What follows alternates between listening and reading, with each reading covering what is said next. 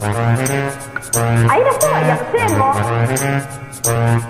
Paano hindi kasi sa magaganda lalaki? Ang hilig sa magagandang babae. Eh nung naipabad nyo, di wala.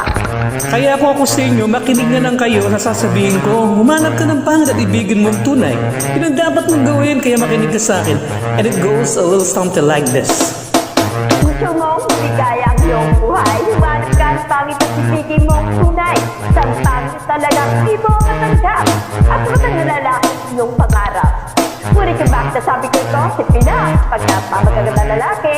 Naglalaro lang ng iyong oras, pagodira, pasanapi. Ngunit handang-handang iwanan ka naman sa sandali. Na ikaw ay wala nang ibigay, diba? Kaya tapangit na lalaki ang hanapin mo dahil. Kung hindi, hindi ka, puso ko'y pag-iiyak. Mawarin man ang pangit, di ka iiyak. Humanap ka ng pangit, Ayun ka. humanap ka ng pangit. Paglaon. Paglaon. Humanap ka ng pangit. Paglaon. Humanap ka ng pangit. Laon. Humanap ka ng pangit. Laon.